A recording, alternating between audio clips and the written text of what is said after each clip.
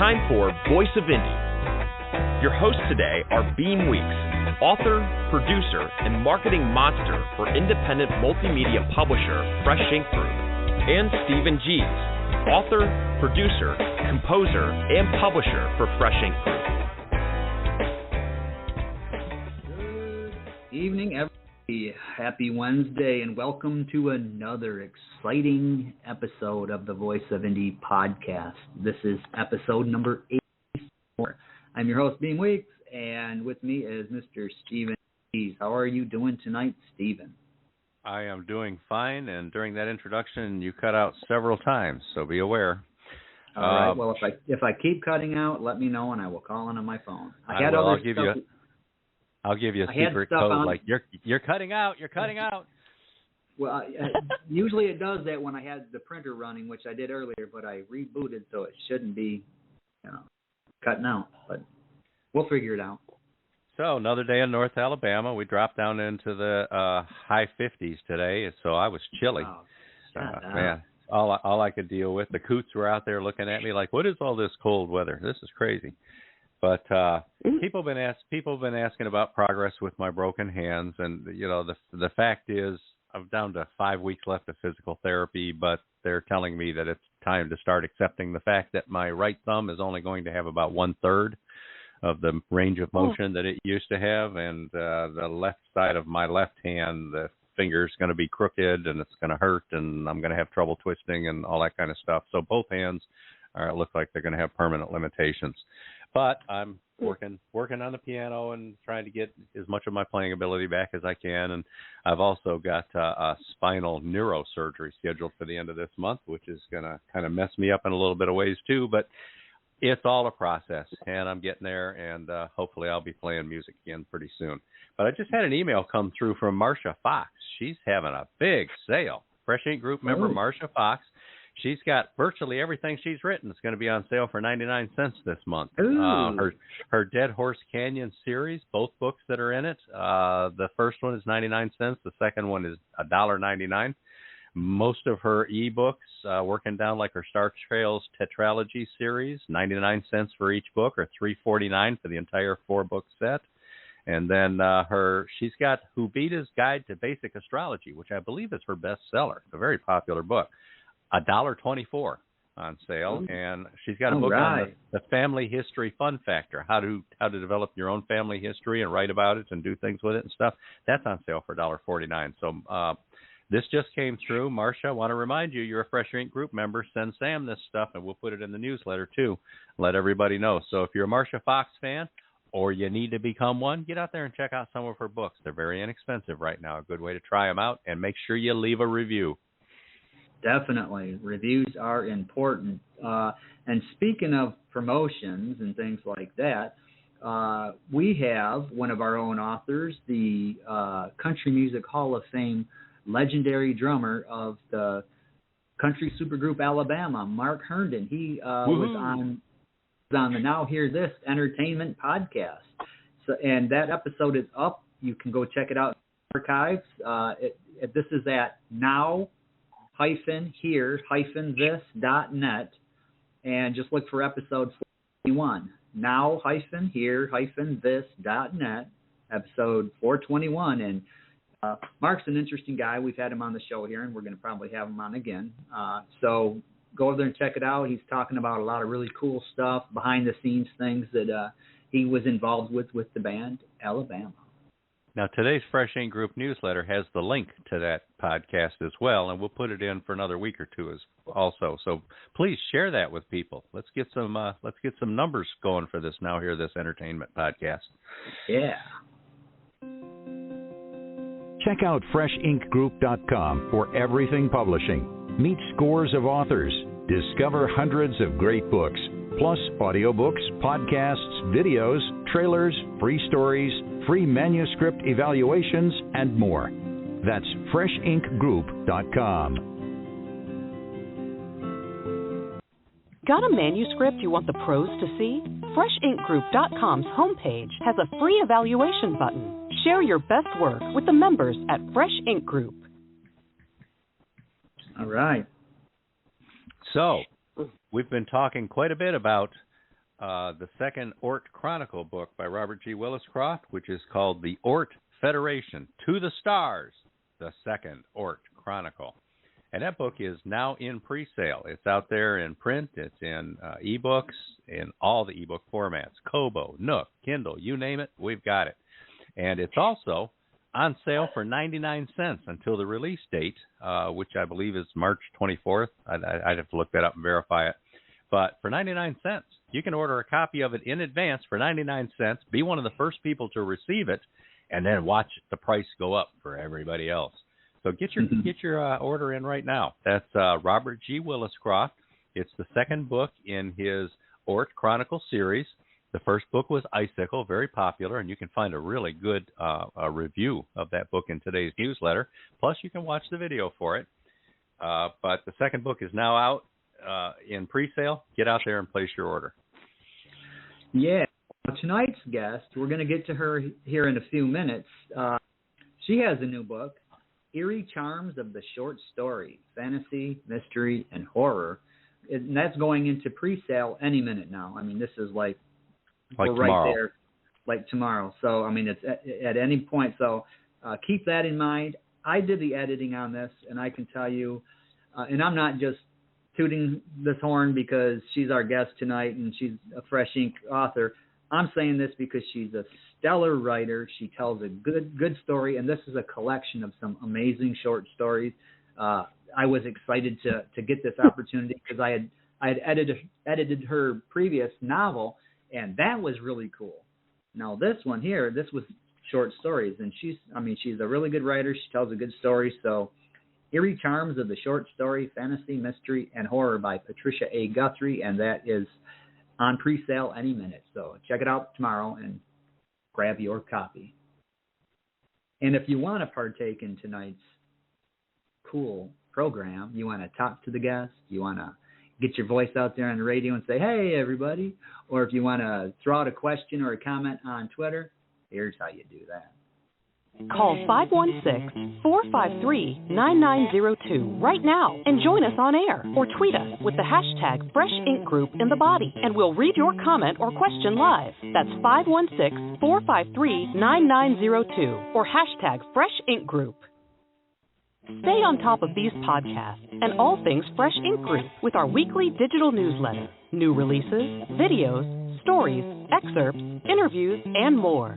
Sign up now on the homepage of FreshInkGroup.com and be the one who knows what's what. What? Yeah. Now, we have lots of different platforms that we publish through, especially the ebooks and doing the worldwide distribution and stuff. So we get deposits of royalties in the business checking account for the company on a regular basis, pretty much almost every day, sometimes as many as 4 or 5 a day. And sometimes millions just a of dollars. Couple of dollars, here and there from little odd sources, hey, sold an ebook in Indonesia, or something like that. But we had one this week where there was a deposit that landed in there that was like, holy, what? What? Huh? Look at that number. Where is that coming from? And I had to go look it up and verify it. And it was like, wow, it was print book sales. And it was probably the biggest deposit I've ever seen. So somebody's out there selling some books. So I wondered, so I went over and looked it up. And I've become a bit of a tradition on this show of telling you who our top 5 print bestsellers of the week have been. And it's getting to where it's not a surprise because the number 1 and 2 slots, again, are the hardcover followed by the softcover of There Must Be Something in the Water, anthology of the 4th generation, descendants of Green Pond after the Emancipation. And this is nonfiction. It's a large-sized book with beautiful color photographs throughout, and it's about a whole lot of black folks who grew up in Green Pond, South Carolina, and it went on to accomplish great things. And it's the story about them doing that and where they are now and whatnot. It's written by Abigail Hughini. And she's an excellent writer, a historian, and one of the people who's in the book and who grew up in Green Pond. So we highly recommend that book.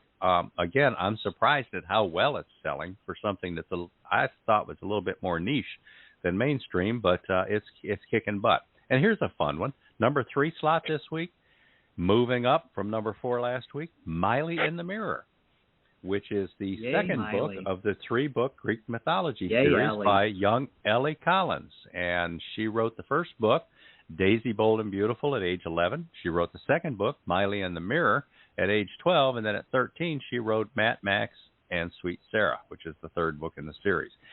Book number 2, for some reason, has been taking off these last couple of weeks. Good for her. And then number 4, again, is one that keeps surprising me, The Rise and Fall of a Construction Giant, The History, People, and Stories of CFW Construction, which was a company based in Fayetteville, Tennessee. Now, there's drama, there's tension, there's lots of photos and historic Criminal stuff. activity. Criminal activity, indictments, Plane people crashes. went to prison, plane crash. It's not like just a dry history. There's a lot of exciting things in this story, and a lot of how it shaped the town and the community and the people around it as well. So it's a great book, and we put this out in 2016. It's 2022 right now, and it's number 4 on our print bestseller list this week. So I don't know who's doing what, but keep doing it. And then, of course, I'll bet you can guess what number 5 is, Beem. We just put a website up for her. Yeah, Jenny Wong's Girl Wears Those Shoes. Girl Wears Those Shoes is our number 5 print bestseller for this week. So congratulations, people. Keep selling those books. And speaking of Girl Wears Those Shoes, we are currently working on, I am producing the audiobook for that. And it is coming along nicely. And it's great voiceover artist doing that. So keep your ears open on this show and your eyes open on the newsletter for updates on this and when it will be available. And Stephen and I are also co-producing, working on the Ort Federation, To the Stars, the second Ort Chronicle from Robert G. Williscroft. And that one's coming along nicely. And as a matter of fact, we were working on it earlier this evening before showtime. So, again, keep your ears open on this show and your eyes open on the newsletter. If you miss a show, find us in the archive, in the Fresh Ink Group channel on YouTube, on Spotify, or under the podcast tab at freshinkgroup.com, beamweeks.com, and stephengs.com. On YouTube, be sure to like and subscribe. Check out scores of Fresh Ink Group book trailers in the Fresh Ink Group channel on YouTube. Be sure to like, subscribe, share, and spread the word.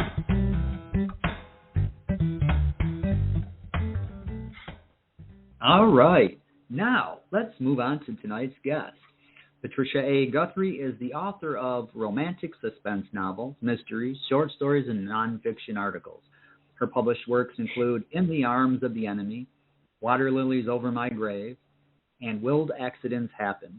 She offers short stories on Amazon.com, in Skyline Magazine, and Affaire Decor, as well as nonfiction articles in Kali Cassette, The Kali Cassette, an online nature journal. Her first Fresh Ink Group novel is out now, Legacy of Danger, a supernatural thriller that rocks.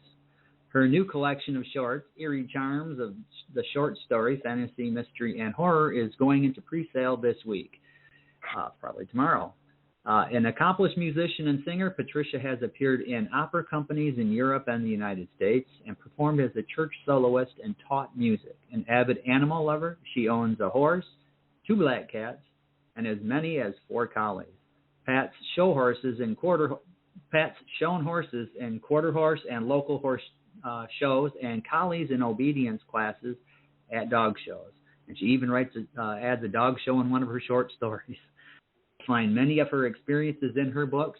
And with that, welcome to the show, Patricia. You got a lot of irons in the fire. Thank you so much. Hi, Pat. Hi.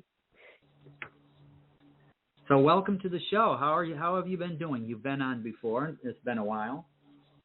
Yes, I have, and I enjoyed every minute of it. My sister was on the show with me when the last time I was on, and we had a great time.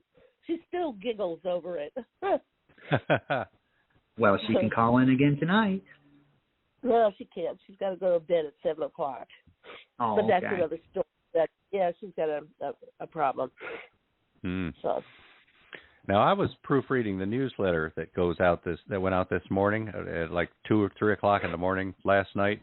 So it was a little too late to call you, but I knew a couple of things had gone on, that you had moved recently, and I didn't know what your proximity is to your horse still. And I remember last time you were on, I think you had just lost one of your cats. So in the newsletter, I cut your bio down basically to say that you've got a horse, Daisy, and that you love animals. In the bio he just read, lists the horse, collies, and things like that. How about you clarify for us where we are on the whole animal tip right now? Well, right now I have 2 black cats. One's a tuxedo, a little girl named Kitsy Kitty. And the other one is a big Black Panther type cat called Archie. Those are the cats that I have.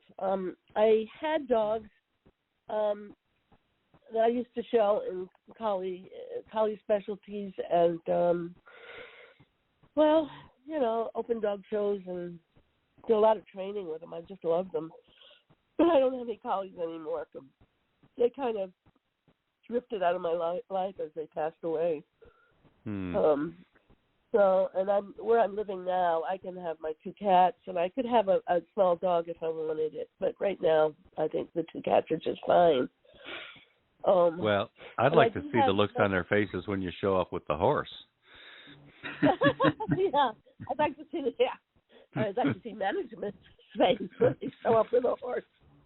Yeah, Dixie's a nice little mare. She's a paint mare. She's been in some horse shows. She's part of the Pony Club of America.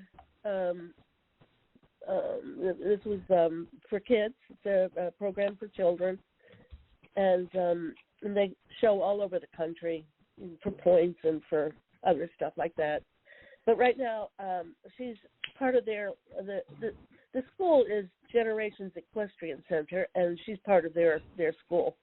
I don't get out to see her as much as I'd like to. I don't get out of my apartment as much as I'd like to, because I just moved in and I'm still trying to figure stuff out here. Well, tell us about that move. Yeah, you just moved in. Tell us a little bit more about this apartment and where you at and everything's going on daily. It's on the second floor of a place called Hanover Place in Tinley Park. This is Chicago area, right? It's the Chicago area. It's in the south suburbs, or southwest suburbs, I guess. It's south of 80, and it's west of, I don't know. That other south road. Of 80, what did I say? It's in Tinley Park. Well, Beem and I were in Chicago not about 4 or 5 months ago, and we wound up in the south suburbs, basically just driving around. So you've described it perfectly. We didn't know where we were. Okay. Well, yeah, it was a fun time there. Yeah. Well, my little girl is in Beach, so that's pretty far south. It's about 40 minutes from here.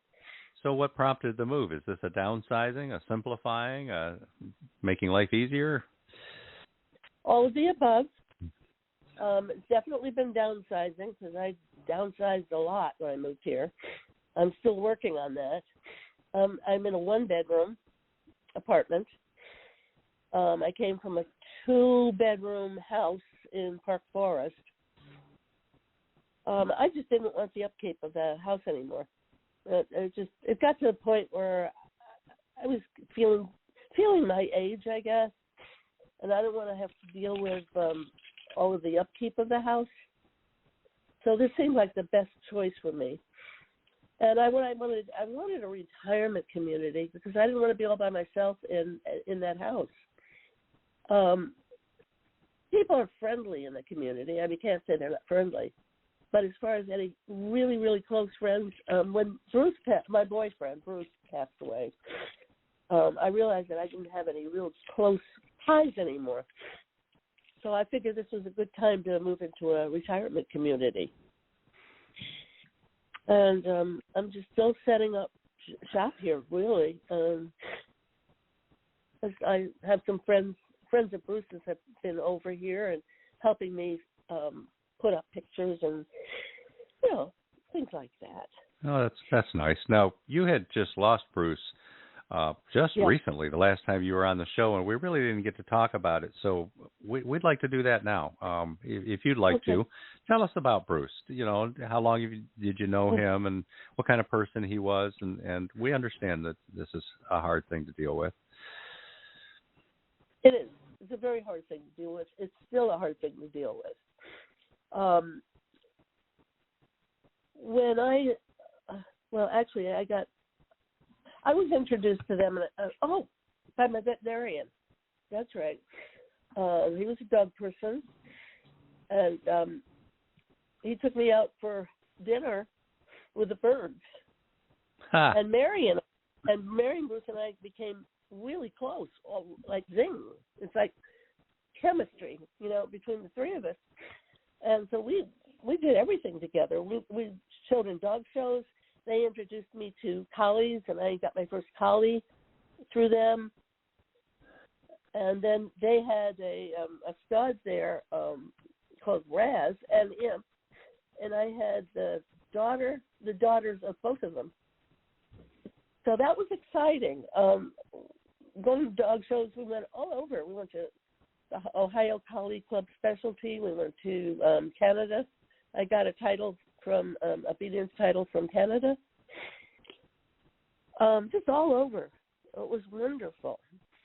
So did Bruce live in the Chicago area too? And he lived in Stager, which isn't too far from Park Forest. They were about 5-10 minutes away tops. And this was, I believe, a long-term illness. So he declined. It was not entirely unexpected. No, it was not unexpected. No, Mary passed away in early 2000s. I can't remember. It was 2003, 2004, something like that. And Bruce and I got closer after that. So we just did everything together. But we stopped showing the dogs. Because Mary was kind of I don't know what you call it. The person, that. Oh, well, I can't think of the word. The instigator? Yeah. Yeah, that's a good word. Yeah, it is a good word. The instigator. Or the organizer. Yeah, that too. I met a lot of friends through her. That's good.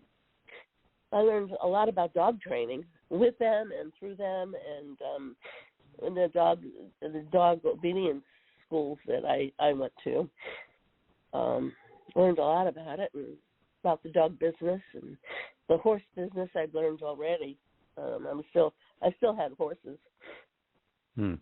So, well, you have our sympathy. You're going to miss Bruce for a long time and have a lot of great memories to sustain you, I hope. Yeah. Well, when Tom Satt came over today, Tom and his wife Rose came over to help me with the pictures and stuff. And I got some things from Bruce's apartment. Yeah, we had to clean up Bruce's apartment. Oh, that's a hard thing to do. Hard because I've just cleaned out my house. Yeah. And so I was at the end of my tether. But what was I going to say? I don't know. I'm having trouble picturing you on a tether. The end of my tether. I didn't know Patricia A. Guthrie could be tethered. No, not too easily. No, I'm afraid. Yeah. But anyway, Mary actually, Mary was a dear friend. She got me started in writing. Oh, good for her. Writing. Good for you. Yes, she did. And we had a friend who we thought was being abused by her husband. I don't think she was, but, there was just certain signs. She was really ill with multiple sclerosis. So that was probably the problem. But Mary and I got together and decided I was going to write. We got together and decided I was going to write a novel. There you go. And I did anything, And I decided I was going to write this novel called Mass Murder, which, by the way, after about 20 years, I'm proofreading it now for the 100th time. And I'm looking forward to publishing it. Oh, yeah, that's murder. I think it's got some good things in it, but I still can't get through that first chapter. First chapters are, for me, the worst things in the whole world. Well, right now, Beam's got some Twitter to get to, but let's roll a commercial, Beam, and then when we come back, catch us up on Twitter. All righty. Now, from science fiction master Robert G. Williscroft, the Oort Federation, to the stars, the second Oort Chronicle. As the Oort Federation becomes a major force in the solar system, Braxton Thorpe passes the Federation chairmanship to former U.S. President John Butler. Thorpe's group offers humanity virtual immortality, but Isidore Orlov and his Udachni enterprises oppose their every move. While Thorpe's group terraforms Mars for more living space, the Mars Reds prove formidable as resistors. If the Asterian Starship fighter pilots are released, will they align with Phoenix or Udachni? And who will develop the right FTL technology? In this tense space adventure, Thorpe, his team, and Max the Tabby Cat travel to Proxima Centauri and beyond to the Aster system, 84 light years distant. Will Thorpe bring together humans and Asterians in their quest for intergalactic travel? Will long life prove more than mere humans can handle? Grab Icicle, a tensor matrix, the first Oort Chronicle, and continue the journey with the Oort Federation to the stars. Proudly published in all print, digital, and sensory-enhanced audiobooks by Fresh Ink Group. Get it now. Get it, yeah. All right. So over here on Twitter, we've got a few tweets here. Marlena Smith is out there, and she's promoting the show. The Voice of Indie podcast is live tonight at 7 p.m. Central Time, 8 p.m. Eastern, so then you get that. Dr. Helen Burrell said, so little space, so little time to list all her talents. Such an omnifaceted, creative. Patricia A. Guthrie, multi-genre novels, short stories, mysteries, and an opera singer. Music teacher, too. Visit her cozy and creativity inviting environs. So thank you, Dr. Helen. And we've got Verwayne Greenhoe. He says, it's cool and raining here tonight. That's down in Florida. But we are in the audience with some freshly popped popcorn, right? And a 12-pack of Diet Coke. Let's go. Well, here we are. Robert G. Williscroft, his book we just heard the commercial for, he says it's 12 degrees and snowing here in Centennial. Well, we had a high of 41 today, so it was kind of nice after coming out of a few days of 20-something. And then Verwayne says, sorry to hear that, Stephen, talking about your upcoming surgery and whatnot and the range of mobility in your thumb. We wish you the best and hope you exceed expectations. Thank you, Verwayne. And now, Lisa? Robert Williscroft has a question for Patricia. Patricia, he wants to know, how smart are your cats? My black cat may be the dumbest cat ever. So how smart are your cats? Well, they can be highly intelligent when they want to be. They can play dumb. Cats are great at playing dumb. I do know that. That might be the problem. But animals are just like people. There's some people that are really clever and some people who aren't. And you can train cats. They're a little more difficult because they don't have this I'm all things to all people type attitude that dogs do. Well, maybe that's not true, but anyway. I think cats are highly intelligent animals. So there you go. They are. They just choose how much they want to share it with you. Yeah. Well, exactly. And they let you know when they want to be petted. They let you know in no uncertain terms when they don't want to be petted. So there you go. Yeah. Now, Verwayne Greenhoe, he threw in another comment here. He says, Lisa's his wife, it says, Lisa and I understand your grief. Our thoughts and prayers are with you, and we hope that better times are ahead. Yeah, and speaking of cats, thank you. With the training of that, I like to watch America's Got Talent from time to time, and there was a woman on there that had trained cats. You always see the trained dog routines, and she actually had a trained cat crew that came on there, and they were pretty good. They didn't make it too far because, you know, the cats decided, you know, they weren't going to work that full time. So, but you know, when it did work, it was kind of cool to watch. Yeah, it is. I didn't see that particular episode of America's Got Talent. But, this is a few years ago. Mm-hmm. 2 or 3 years ago, but yeah, I think they made it through to the second round, and then they were done because the cats just were like, you know what, screw this, yeah, we're done. Yeah, that was your cats. That's the cats. Yeah, that famous TV commercial where they're out in the wilderness trying to herd cats. Every time I see that, I wonder how did they shoot that? Because it has to be a composite of, I don't know, there's like 200 cats. There's got to be 200 separate shots that they managed to composite in order to make that thing work, because I don't know how they got those cats to act like that. Yeah. So, Beem, you want to roll? You want to roll another commercial here and then get back on to talking to Pat? Yeah.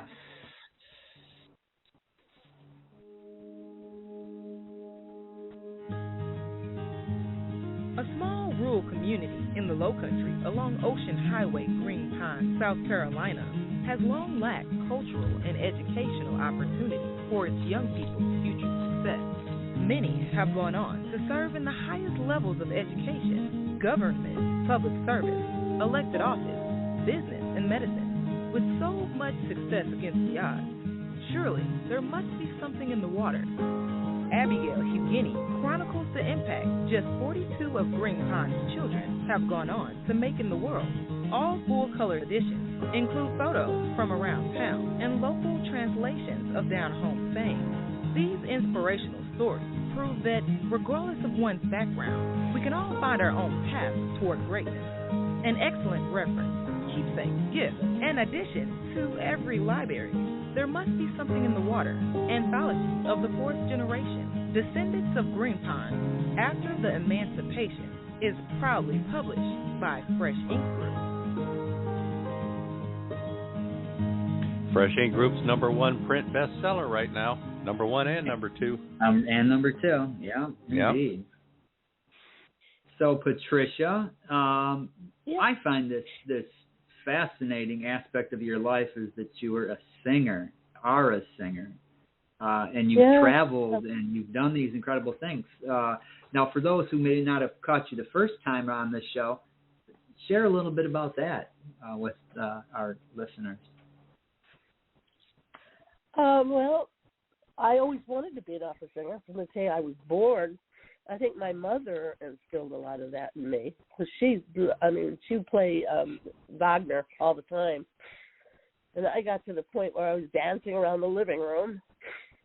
And so I was indoctrinated to classical music from the very beginning. And I had a voice.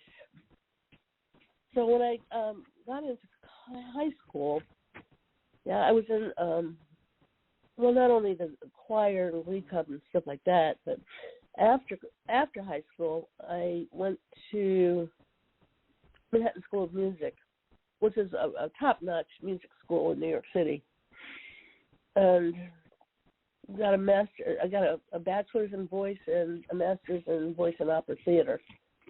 So that was pretty cool. Did a lot of acting. Sang in a bunch of operas at the school. And then while I was there, I auditioned for a man named Herbert Groff, who was the intendant of the Opera House in Geneva, the Grand Theater in Geneva, Switzerland. And he invited me to come be part of his opera, Centre Lyrique, which was more of an opera school, but it fit into where I was. So I got there and I did some roles. I did Clorinda in Cenerentola, and I was one of the flower maidens in Parsifal, and just some really neat stuff. I was Miss Wordsworth in Albert Herring. Oh my goodness, that was fun. And then from there, I auditioned for a little company in Germany called Coburg, Landestheater Coburg, and I got a contract with them, and so I went and sang with them for a year. I did some really nice roles with them, and then I got very homesick, really homesick. I just couldn't bear it anymore, and so I came home. What can I say? Yeah, I did. But I did sing with some major important singers around the world. Ooh, drop some names. Oh, Teresa Berganza, Fernando Corena. I sang with Beverly Sills in Grand Park in Virginia in Traviata. Beverly Sills. Wow. Yeah. I said, ooh. I didn't say ooh. I said, ooh. Ooh. Everybody knows Beverly. I was in chorus in La Boheme with Luciano Pavarotti. Ooh. That was yeah. We're impressed. And we're you know what? very impressed. That man ate a whole chicken on stage. Yeah. Wow. Yeah, I couldn't believe it. Here he was munching on this chicken. I think that might have been during rehearsal. It was fun. And I've seen pictures of him doing that too. Yeah, holding that piece of chicken. Wow. The other people that I worked with. So you sang with all the greats except Ozzy Osbourne, huh? Yeah. Well, yeah. No, never sang with him. No. So, are you still singing? Are you singing now? What are you doing with the voice? Well, I was when I came to Chicago, and I was at Lyric Opera in Chicago for a while, for a couple of years. It was around that time that I decided that this was not a career that I really wanted to have. I was lonely, and I did sing with. I was a soloist with St. James Cathedral, which is a major Episcopal church in Chicago, and I was one of their soloists, and that was wonderful. Oh my God, that was wonderful. But after that, I just kind of drifted. I don't know, depression, and sometimes that really kicks me into 0 degrees, kicks me down. Hmm. So singing. Does singing make you feel better when you're feeling depressed? I think it does. The actual singing part, yeah. Being on stage, performing, I think it does. But it's gotten less and less enthusiastic. I was singing in a small church in Park Forest. I was their cantor, which was nice. But right now, with all the sinus problems and stuff, it just coats my vocal cords, and I really can't sing much at all. Mm. So there you go. Well, do you have a favorite experience when you were out there singing and touring, or one that you're most proud of, or something that stands out to you? Yeah. Well, I got bravoed when I was singing in Cenerentola with some major stars. Mountain. Bravo! Oh my God, that's from me. Wow. Cool. Fantastic. I think one of the fun things that I remember, it wasn't fun, at the time because I was very inexperienced. I was inexperienced as far as travel went. I knew where I was going and how to get there, which was nice. But I flew Icelandic Airlines into Luxembourg. It might have been Luxembourg, Belgium, Luxembourg. And they confiscated my passport. They were confiscating everybody who didn't have a return ticket. So I had to get a return ticket. And then I traveled to Switzerland by train with the French Army, the French National Army. Oh my God, they were so cute. They were cute? That's not the word I expected. Adorable. Adorable. Not the word I expected. They were so cute. They were. And then I got to when I got to Luxembourg. Oh, that's another thing. When I got to Luxembourg, and I got into the main center of town, the hotel that I had booked reservation on didn't have my booking. So I was in this strange city that I knew nobody or nothing, and I didn't know what I was going to do. And then I met this guy. He was a Hasidic Jew, and I had pictures of him. He was so nice. He took me to a bed. Oh yeah, that was after I got stung by the bee. I got stung by the bee in the middle of this island, in the middle of really heavy traffic flowing both ways. And this guy was standing next to me, and I started to cry. And he said, I'm staying at this bed and breakfast, and so, and back in the 60s, you could do that, So I went with him to this bed and breakfast, and I stayed there overnight, and then the next day I took a train for Switzerland, for Geneva. Wow, quite an adventure, yeah. Oh, it was. When I look back on it, it seems like quite an adventure when I was going through it. I was scared to death, I think. Maybe not quite as much as I should have been. But it was an adventure, and I was looking at it as an adventure, so. Yeah. My sense of humor that has gotten me out of a lot of trouble. So, Beem, anything on Twitter? Yeah, I'm gonna jump over to Twitter. We got a few of these tweets are piling up. So, Verwayne Greenhow, he says, my sister always said that cats train their humans. I've heard that too. I heard that, and I agree. Marlena Smith says, it's lovely hearing Patricia on your show and learning about her life. And she says, I love my cat. I've had him about 8 years. They're such majestic creatures. Yes, they are. And they're also arrogant at times and self-centered, but they're cool. Better than the rest of us, and they know it, Yeah. So you want to roll a commercial here and see if we can scare up some Patricia A. Guthrie book maybe this time? Sure. Ooh. You are listening to the Voice of Indie podcast.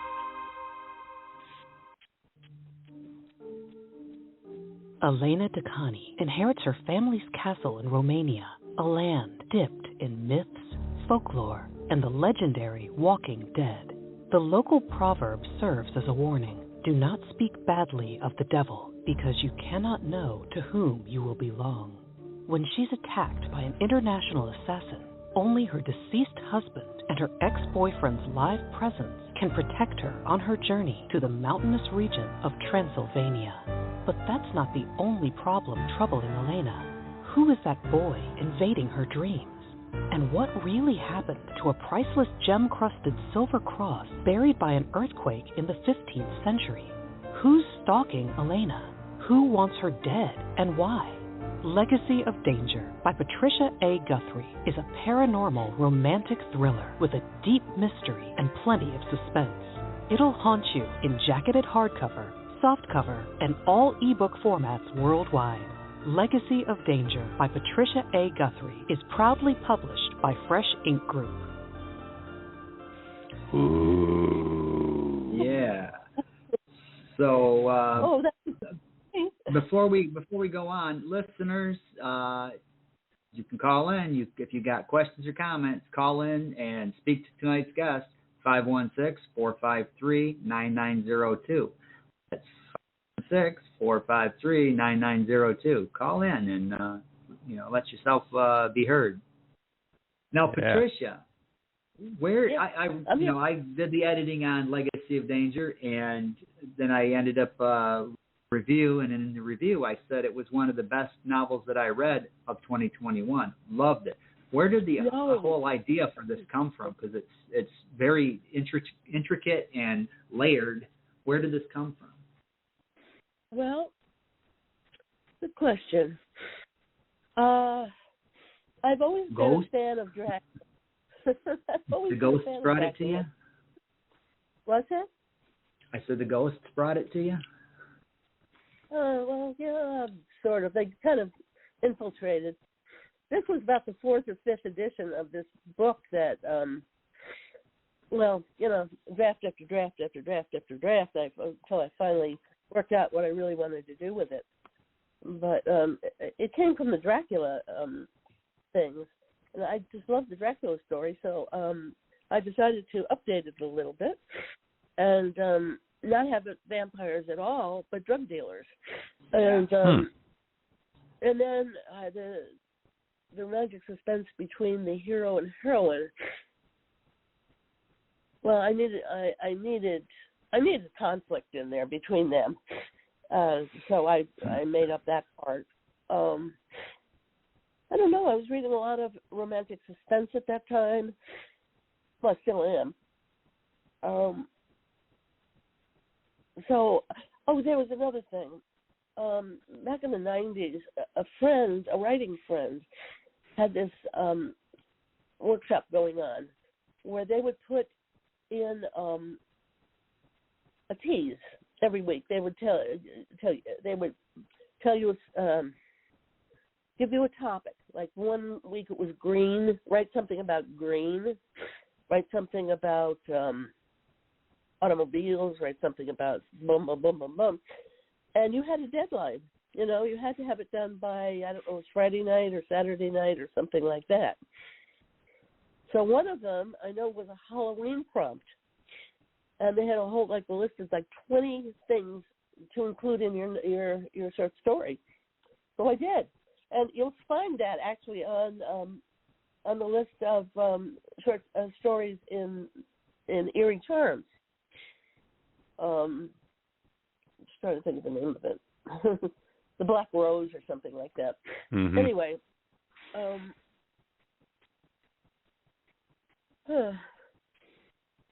that's kind of where I got that story from. And then I decided I really wanted to go on with that. So that was the second novel I wrote. First one to get published, because Mass Murder still isn't published. And the Fresh Ink Group edition is the second time this book has been put out, right? Except that it's been edited now and upgraded quite a bit. Yeah. It was put out before. I don't really have much to say about that, except that this is a really nice edition and a beautiful cover. I like that cover. And I love the cover for Erie Charms. It's beautiful. Mm. I really like what you did with that. With Fresh Ink did too. Well, thank you. You're welcome. So, Beem, you want to roll another commercial? Sure. Where are we at here? Okay. Elena Dacani inherits her family's castle in Romania, a land dipped in myth. Yep. Yeah, let's go to Girl. Aspiring young Chinese immigrant, GGO, survives by working as a stripper, but she strives for true success in the U.S. real estate industry. Navigating this highly competitive business is tough, especially when her only support comes from the deeply flawed men she loves and her old cohorts from the strip club. Issues of betrayal and trust, loyalty and commitment complicate her goals, even as one lesbian friend adds new dimensions to her understanding of love versus desire. Then the market crashes and financial turmoil threatens to rob GGO of all she has achieved. Can she find new ways to chase her dreams and still manage to keep her clothes on? Or might she find a better reason to take them off? Girl Wears Those Shoes is a tale of love and power. The story of one woman who wants to make the world her own, if only she can figure out how. Proudly published by Fresh Ink Group, Girl Wears Those Shoes is available in all hardcover, softcover, and all digital formats worldwide. Yeah, another good book. check out that video on YouTube. Like all of these commercials that we're playing, there's video versions over there. Make sure you check them out, like them, share them, post a comment, send, write checks, send them to us, whatever you can think of in order to show your approval. And just letting everybody know at the start of this commercial, I'm looking at a small screen here with about more than a dozen of these files, all stacked one on top of each other. So these buttons are really tiny and they kind of run together. Yep. So once in a while you hit that wrong one. Yeah, I'm jumping around between several screens and two devices myself, and sometimes I wind up on something like, wait, what's this? Oh, I haven't seen this before. Oh, I'll just watch this. All right. Yes, we do have fun. Now, Pat, last time you were on the show, you mentioned that you were trying to start a writer group there in the new community where you were in the process of moving. How has that been going? Not very well, actually. I have one person who's been sticking with it. He's a surgeon, by the way. So, and he's interested in writing a short story. And the way I've decided to do it is that we'll both write a short story together, and I'll help him along the way. It hasn't become a real writing group like I would like. The people here are elderly, and they like to do some things, but some of them can't stick with it very long. So, well, they don't have to be elderly for that. I know writers that do that. They've got 4 or 5 manuscripts of half finished, quarter finished, 2/3 finished novels. That come on, you got to get it done.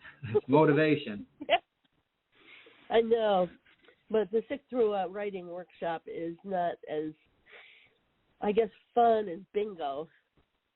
Stuff like that. They do lots of bingo with bingo. Forget it. Yeah, but writing is such a lonely endeavor. You go down and hang out with the old folks at bingo, you might get to hook up. You never know. Never know. You never know. Win a few bucks while you're at it. Yeah. But anyway, it's there. It's going on, and this man is wonderful. He does a Bible study group in the morning, Monday, Wednesday, and Thursday, and Friday, and I belong to that. Oh. So I keep up with him there too. So, well, these kinds of things, sometimes they take a little bit of time to grow, but word gets out. A couple of new people will move into the community, and they will be perfect fits. So just keep it going, right. Stick at it, and even one person it's a good group because the two of you make a group, right? Yeah, absolutely. And sometimes it's better to have a couple of people who are serious and very interested than it is who are just looking for some place to go. And you got snacks? All right, I'll be there. I hadn't thought of the snack angle. Oh, well, see, that could be it right there. Now, Pat, since Eerie Charms is coming out here pretty soon, going pre-sale tomorrow, tell us of some of these stories that you got and where the ideas for these came from, because there's a wonderful variety there, and anybody that loves the short story form, you're going to love this one. This is a fantastic collection. So tell us a little bit about the germination of this collection. Okay, it started back in the 90s when I first started writing. This woman, as I think I mentioned before, this woman was doing. Oh no! Wait a minute! It wasn't. I don't know who did it, but every week they would put out a new theme, and you could either write a short story with 100 words or 500 words, and maybe there was one with 1,000 words. I'm not sure, but that's how I got the ideas for a lot of this stuff, a lot of these short stories. The first ones I wrote were, Sarpati was one of the first, and probably the most fun short story I've ever, I just howled when I wrote that thing. That was a fun story. It's like the fate of the world depends on a snake. I love it.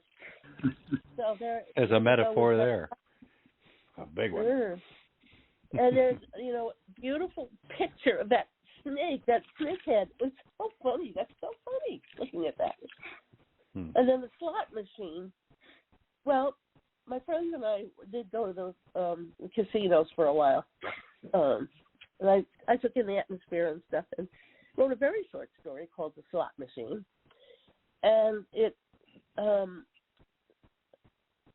slot machine decides who's going to win and who's going to lose in there. And it gets into whistles and burrs and dings and things like that, and it's kind of fun. It's short. It's very short. It is, and the slot machine, the first half of that is in today's newsletter too. So people scroll down to the bottom, they can read the beginning of the slot machine and get a taste for your writing of that particular story anyway. And hopefully then get interested and go get the book so they can read the rest of that story. So look for that in today's newsletter. You know what? I'm not getting a newsletter. I have never gotten one. And I know I subscribe to it. Sorry. Well, we'll have to have a talk after the show. Yeah, we will have to remedy that. Okay, and then there's Broken Toys in the Attic. And that's about a bunch of toys who get revenge on a nasty little girl who likes to break. That was fun. I enjoyed that. There's one scene in there that I took from my childhood. I used to go up the top of the stairs and scream my lungs out, and my father or my mother, one or the other, said, "Are you done yet?" And I'd say, "I'm done." Well, you can go on now. That was interesting. So I think I got a little bit of that in there. The Fair Lady, I got that from a book of, not fairy tales, but demons, book on demons. And I can't remember. I was looking for the book today, and I couldn't find it, of course. Never can find what I'm looking for when I'm looking for it. But it's about...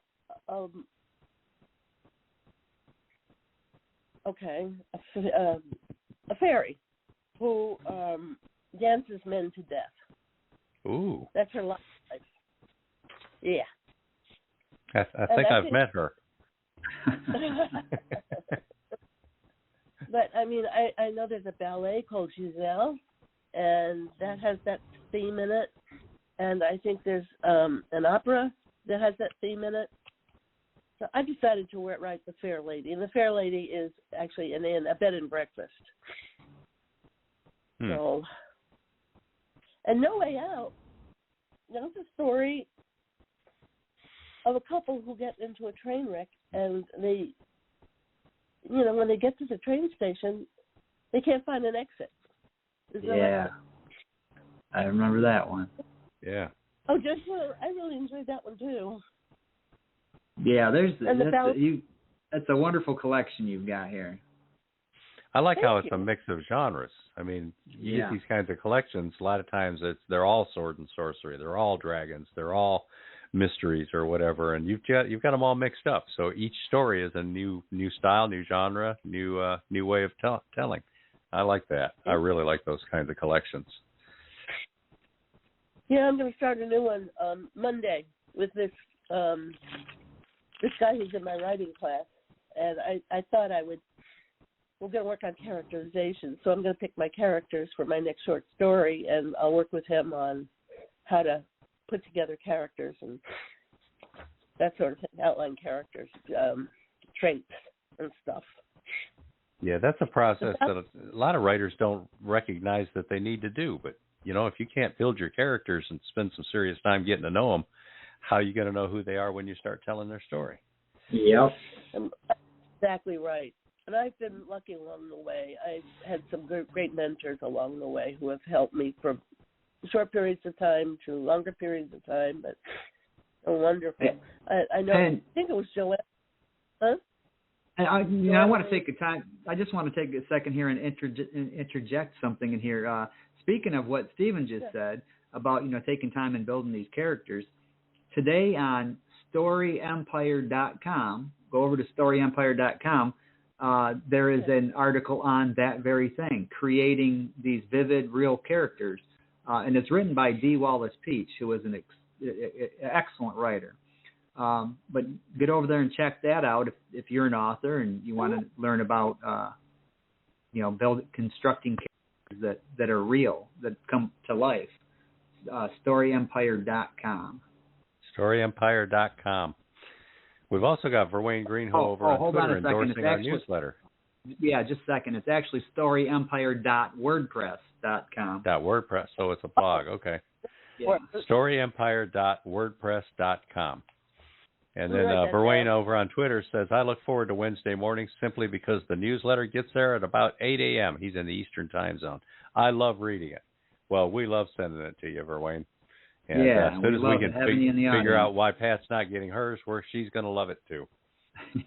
Oh, yeah. Oh, listen, it's StoryEmpire. What? .wordpress.com. Oh, WordPress. Yes. And it's the first, the third in a series of these blog pieces that Dee Wallace Peach has written, and they're really good. She goes into some pretty good details. So. Oh, yeah, I'd definitely like to read that. Yeah, Dee Wallace Peach will be a guest in a few weeks, too, so we're looking forward to having her. Oh, fantastic. So, Pat, Patricia A. Guthrie, it's been fun having you on the show again. We're really looking forward to having that eerie charms of the short story, fantasy, mystery, and horror out there in pre-sale, hopefully by tomorrow night, unless, a bug crawls into the works, which is I will be grabbing a copy of it. From time to time, and I'm looking forward to a copy. And I agree with you. I love that cover. I think it's a beautiful cover, and it's eye-catching, and it's got a right attitude and everything. So we're looking forward to launching another successful book by Patricia A. Guthrie. Thank you. Yeah. Indeed. Great. So who we got on the show next week, Beem? Well, how about we first, Patricia, where can people find you on social media? Oh, yeah, I forgot about that. Facebook. I don't remember my handle on Facebook. And Twitter. Well, you can just type my name in the search column, and it'll come up. Where else? I am on Instagram. Instagram. I'm on Instagram. I'm on what's that other big one? The business one. Oh, LinkedIn? Pinterest? LinkedIn. Yeah. LinkedIn. Okay. So those are the ones I'm mainly on. I need to find, and this is for anybody who's listening here, I really need to find some smaller, subgroups to work with. So I'm kind of looking for that. Okay. And as always, listeners, if you have, you need to get a hold of Patricia, you can do that through us. Just go to the Fresh Ink Group website, freshinkgroup.com, and use the contact page and send your message, and we'll make sure she gets it. Oh, yeah, and I forgot. I do have a web page. I just don't go on there very often, so I need to update it. But it's www.paguthrie.wordpress.com. All right. If they go to that's your WordPress blog. If they go there, can they find your other social media? Yeah, I think so. Yeah. Okay. Yeah, okay. So it's a kind of a one-stop place. If they want to find you in the other places, they can find them all through that blog. Oh, I do need to update that blog, though. Oh my gosh, I do. Yes, you do. Everybody's out here trying to help you promote. No, you got to keep your stuff up to date. True. All right. Thank you. So next week is Missouri author D. Ike Horst. It's D. Period Ike I-K-E and the last name Horst H-O-R-S-T. And he's an interesting guy. So tune in next week and find out a little bit about him. After that, the week after March 23rd, we're going to do crossovers. RP and J.C. Carter have a video podcast, Meet the Author, and Stephen G's. I know that guy. He's going to be the guest that night, and it's going to be 1 hour before our podcast.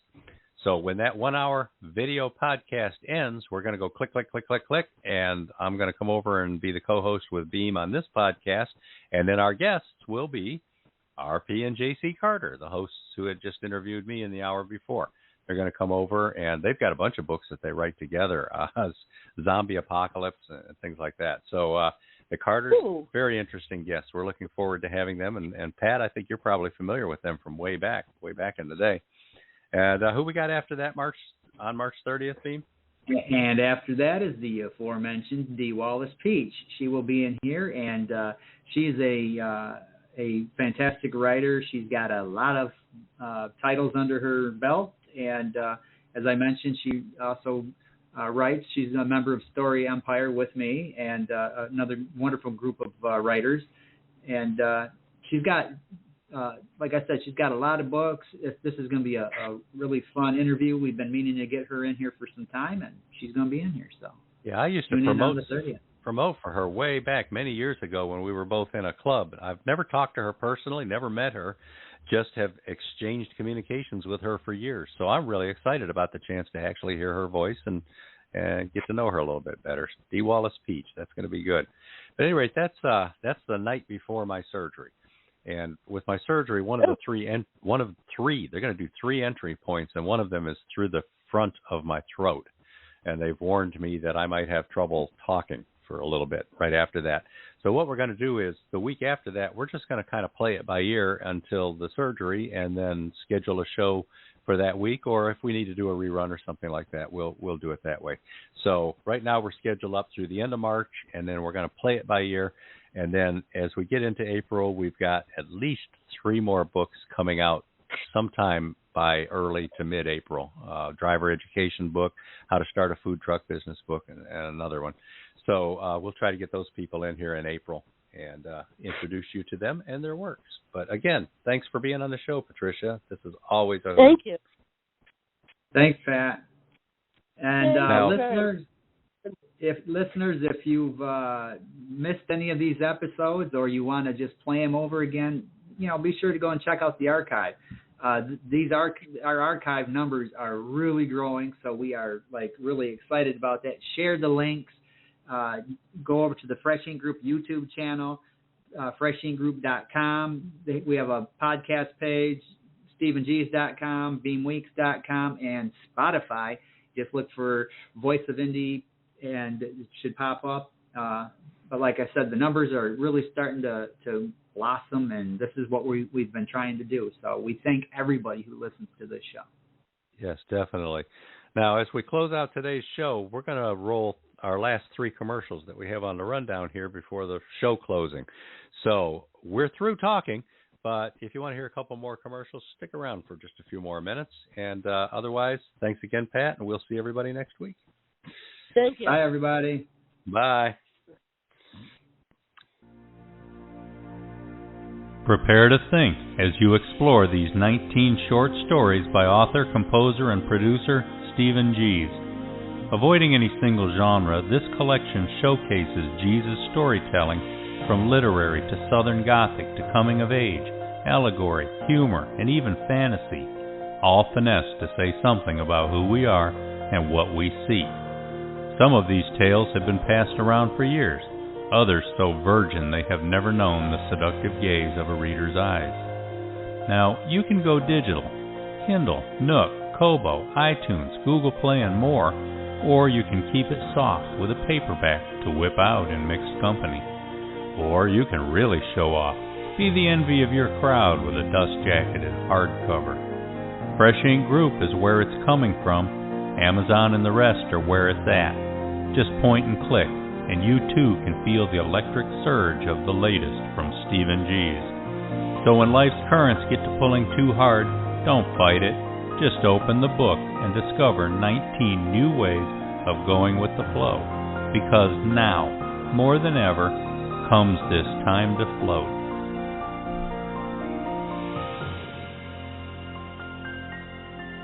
If you ever find yourself on the strange highway, don't turn around. Don't panic. Just keep going. You never know what you'll find. Could be an autistic young man conjuring magic with his fingers, or one girl's afternoon leading to a lifetime of loss, demon or angel, a winged man revealing his true nature, a mother's recognition bringing closure to her daughter, sudden death of a teen boy stifling burgeoning secrets, black man's guitar transforming one young boy, decades-old accident bringing a desperate confession. Supernatural first love healing a broken family. Head on down the strange highway and see more stories unfold. Need a ride? This book will get you there. Catch an ebook or get on the bus with a nice print edition you can hold and keep, perhaps a full-sized trade paperback, or ride in style with your own dust-jacketed hardcover. Fresh Ink Group's got you covered. You can exit the strange highway and come back anytime you want. You see, now you know the way in. Don't be a stranger. Fresh Ink Group presents, from author Stephen G's Been There, Noted That, essays in tribute to life, observations, inspiration, remembrance, and noteworthies to share. The simple lives of everyday people in a mundane world prove extraordinary in this collection of 54 personal experience essays by novelist Stephen G's. The eclectic mix of memoir, commentary, humor, and appreciation covers a wide range of topics, each illustrated by artists and photographers from the Fresh Ink Group. Many of these essays have appeared in other book anthologies such as Chicken Soup, or in popular magazines, newspapers, websites, and the author's site, www.stephengs.com. Some appear in this collection for the first time. Some pieces may resonate in ways that touch you deeply. Others might well remind you of people you've known and loved. Some convey direct messages you might want to pass along, such as appreciation for friendship, birthday wishes, and graduation congratulations. Several explore remembrance, a way to share our search for meaning as we grieve. From cautionary tales to poignant pokes at our uniquely human foibles, G's catches what many of us miss, then considers how we might all share the most poignant of lessons. Been There, Noted That aims to reveal who we are, examine where we've been, and discover what we dare strive to become. Been There, Noted That, Essays in Tribute to Life, is available worldwide in print editions and ebook editions, including iBook, Kindle, Nook, and more. Been There, Noted That is proudly published by the Fresh Ink Group.